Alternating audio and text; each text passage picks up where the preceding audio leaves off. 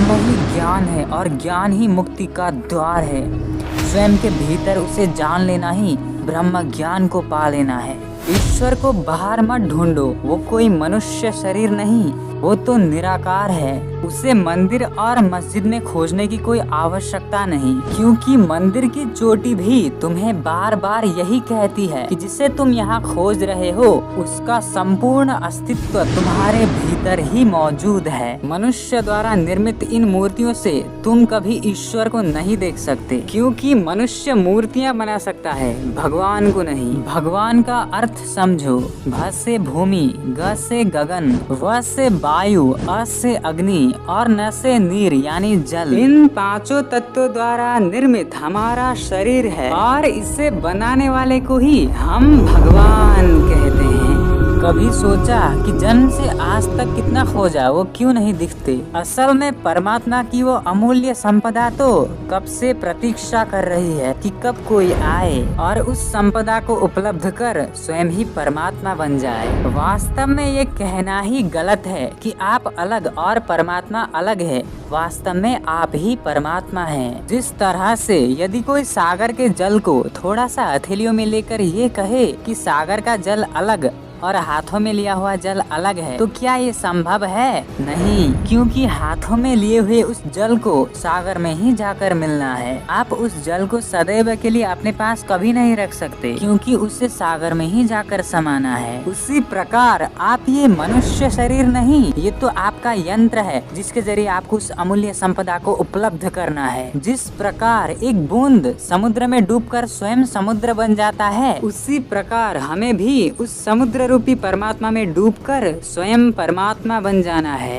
हर कोई काम वासना में इतना अंधा हो चुका है कि उसने अपनी शक्ति को ही छिन्न कर दिया है। हर इंसान यही सोचने लगा है कि इसे तो बस किसी को जन्म देने के लिए बनाया गया है, पर यह असत्य है। आप जानते हैं मनुष्य की काम ऊर्जा मूलाधार में स्थित है, इसलिए मूलाधार को अंधा चक्र कहा जाता है, क्योंकि उसकी कोई अपनी आँख नहीं, क्योंकि उसकी आँख तो आपकी दोनों आँखों के मध्य में मौजूद है, जिसे थर्ड आई या आज्ञा चक्र कहा जाता है। जिस प्रकार आपकी काम ऊर्जा मूलाधार से नीचे जाकर एक बच्चे को जन्म देती है, उसी प्रकार यदि यही काम ऊर्जा ऊपर की तरफ उठ जाए तो आपके भीतर एक नई शक्तिशाली चेतना का जन्म हो जाएगा। इसे ध्यान से सुने। यदि काम ऊर्जा नीचे की तरफ बहे तो एक साकार रूप को प्रकट करती है, और यदि काम ऊर्जा ऊपर की तरफ जाए तो निराकार रूप प्रकट करती है। साकार यानी जिसका आकार हो, जैसे कि फूल, वनस्पतियाँ, संसार की हर एक वस्तु जो दिखाई देता है वही साकार है, और साकार में ही निराकार छिपा हुआ है, जिसे आप परमात्मा कहते हैं।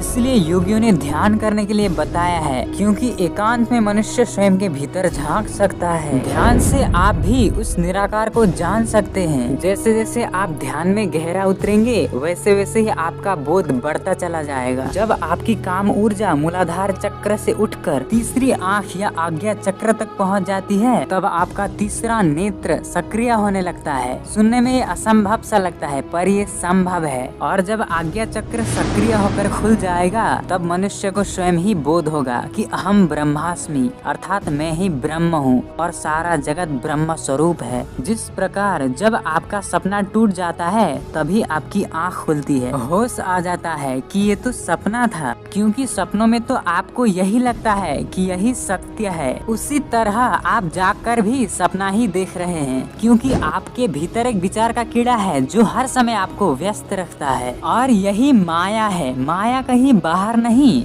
आपके विचारों को ही माया कहा जाता है, जो हमेशा अतीत की बातों को दोहराता रहता है और भविष्य की कल्पना करता है, जबकि ईश्वर को तो वर्तमान में ही पाया जाता है, अतीत और भविष्य में नहीं। असल में ईश्वर कोई आसमान में बैठा व्यक्तिवाची नहीं जिसे पाया जाता है। असल में ईश्वर को पालेने का अर्थ उस परमानंद को पा लेना, उस प्रेम रस को, उस ज्ञान रूपी सागर को पा लेना है। पर यह वर्तमान में रहकर ही संभव है, और ये तभी हो पाएगा जब आपके भीतर मैं होने का भाव खत्म हो जाएगा। ये अहंकार खत्म हो जाएगा कि इस संसार में मैं भी कुछ हूँ। You are nothing but God is everything. ईश्वर ही सब कुछ है, आप कुछ भी नहीं। जब तक तक आप खुद को कहते हैं कि मैं कुछ हूँ, तब तक आप उसे नहीं जान सकते। आप अभी साकार में ही बंधे हुए हैं, आप निराकार को नहीं जानते, क्योंकि उसे जानने के लिए तो आपको स्वयं को मिटाना होगा, क्योंकि जब तक आप हैं तब तक परमात्मा नहीं। यहाँ पर मिटाने का अर्थ मर जाना नहीं, समर्पण है। उस ईश्वर पर स्वयं को इस तरह से समर्पित करो कि मैं कुछ नहीं,